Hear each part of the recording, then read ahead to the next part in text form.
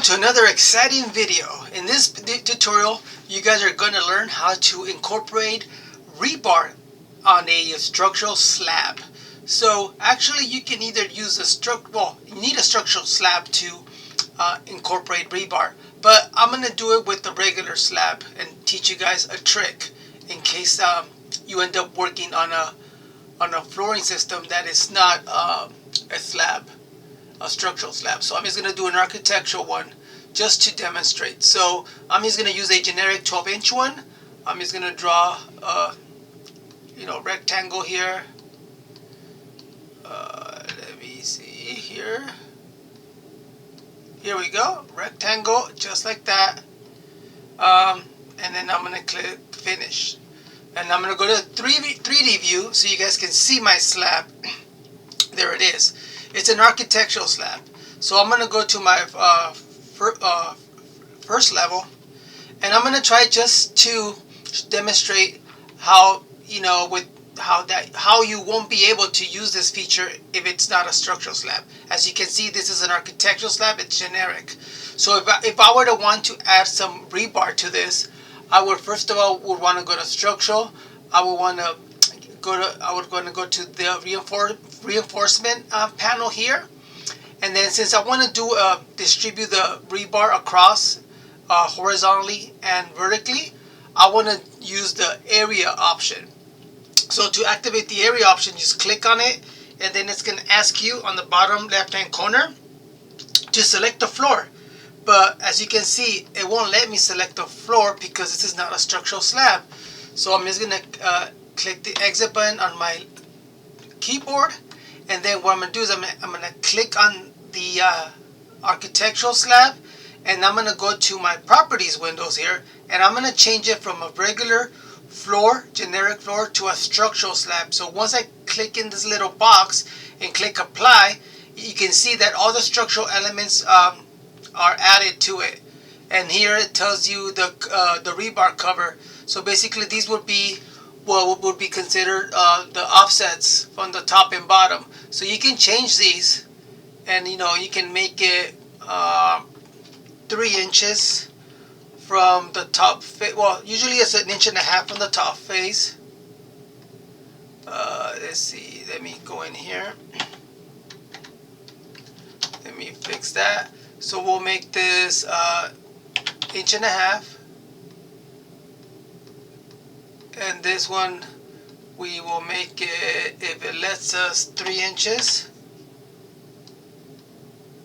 it won't let us. So that's fine. We don't have to change it. I guess this is a default in Revit, but it doesn't really matter. We can always fix that. So now that we convert, once I click back on the slab, you can see that it's now a structural slab, right? Because we got the rebar clearances. So the next thing we want to do is go back to our structural, go back to our reinforcement, click on the area. Now it'll let us, as you hover over the slab, it lets you grab it. It's basically giving you little information about the feature. Click OK. We don't need to add a symbol for now for what we're going to do. We don't need that either, that tag. Now that we have activated the feature, now it's asking us to set the parameters for a slab. So that was the reason why I was saying that it doesn't matter if we do the offsets here for the original rebar covers, because we're going to do it here now. So basically I want to set the area of where my entire rebar is going to be placed, but I want it to be off by 3 inches from the edges, because that's per code. You always want to keep your rebar 3 inches from the edge of slab. So what I'm going to do is I'm going to hit on the offset option, and I already have it set at 3 inches. So next thing I'm going to do is I'm going to click on the pick lines and click from the inside. Well, you have to, I guess, do it again. For some reason it disappeared. And then you click on the inside, and automatically it offsets 3 inches, just like I'm showing you right now. So there we go, 3 inches on all sides. Basically what this is saying is that the rebar is going to run horizontally. You can change the direction if you like. but at this point it doesn't matter. It's basically the major direction would be the upper rebar.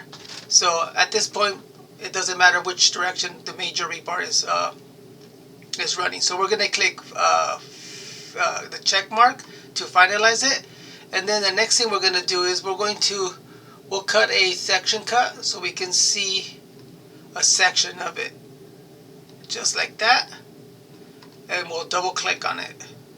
And once we go in here, let me make this bigger because make it so you guys can see.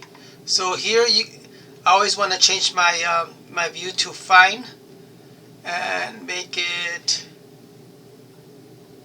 You can make it, yeah, keep it detailed just like that.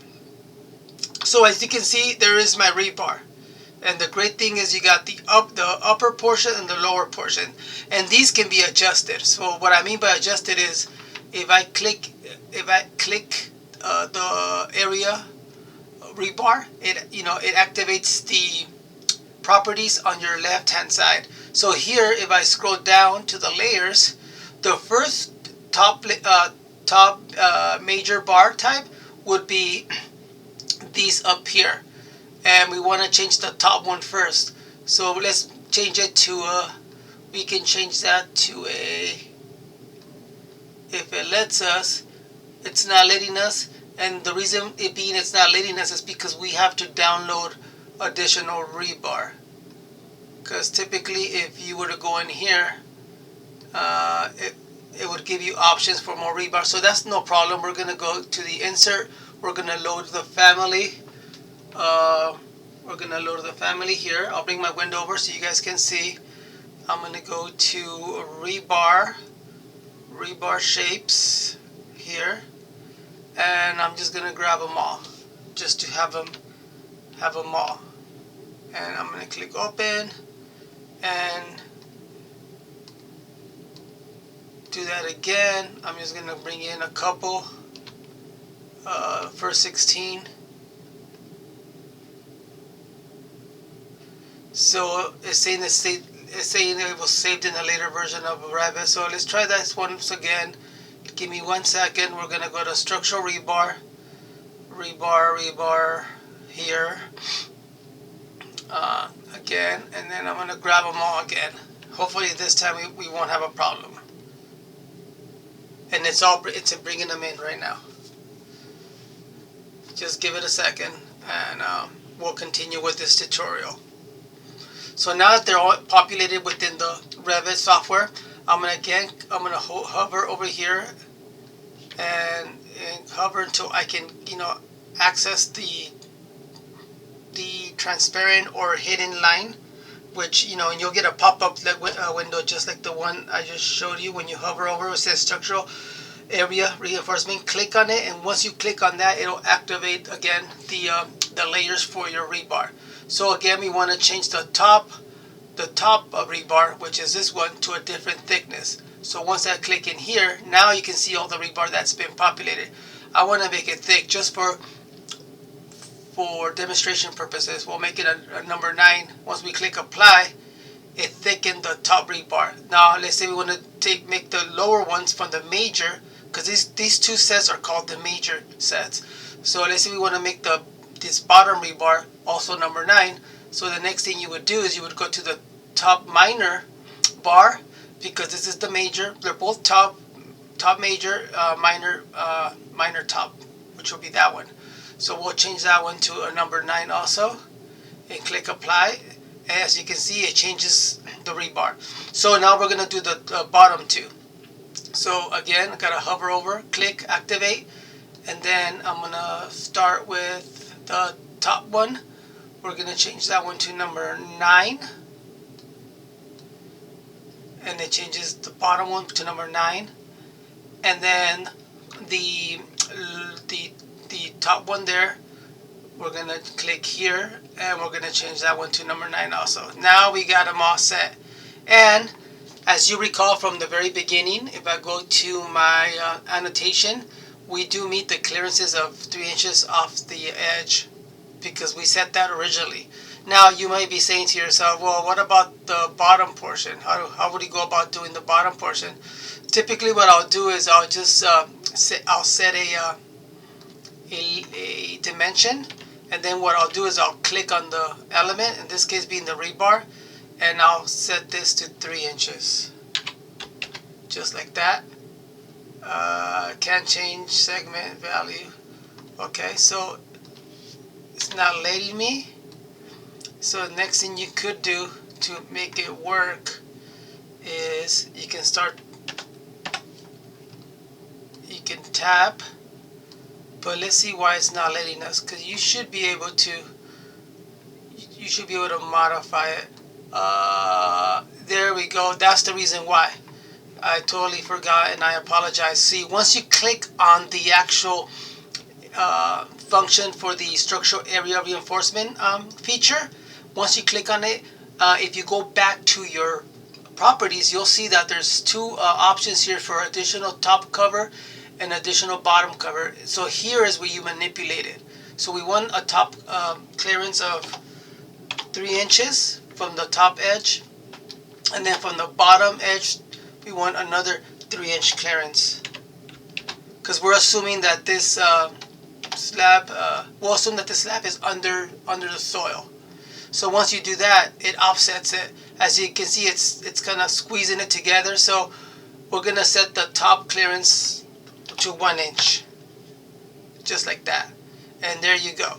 And there's your reinforced rebar on a slab. And let's say you only wanted 1 set of rebar instead of having 2 sets. Let's say, for example, we were to, like, let me tap out of here, click on this, and change it, for example, to something that is not as thick. And so what we'll do is we'll grab the rebar, we'll grab the slab, we'll edit, and you always want to duplicate if you want to modify the slab, because if you make any changes to this current slab, it'll be a universal change. In other words, if you have this generic 12-inch slab anywhere else, any changes you do now will change those too. So you always want to duplicate it and rename it. So I'm just going to name it I'll make it a 6-inch slab, and click OK. And then what I'll do is I'll click OK, and then I'm going to take this and tab until I can get my slab. And then I did rename it, but I forgot to actually change the thicknesses of this. So to do that, we're going to go to structural, and we're going to change the thickness to 6 inches. Just like that, and click OK, apply.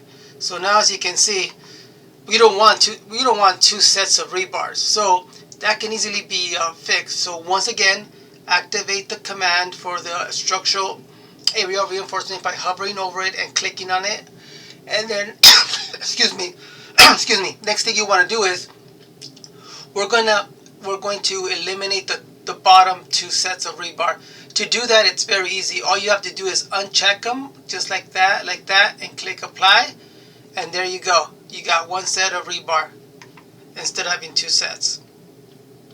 So I hope this video was useful for you guys in incorporating rebar on your either structural slabs or architectural slabs. Just remember that if it's an architectural slab, you have to always go click on it and click on the structural option, so that you can have those properties there and be able to use the functionality for the rebar.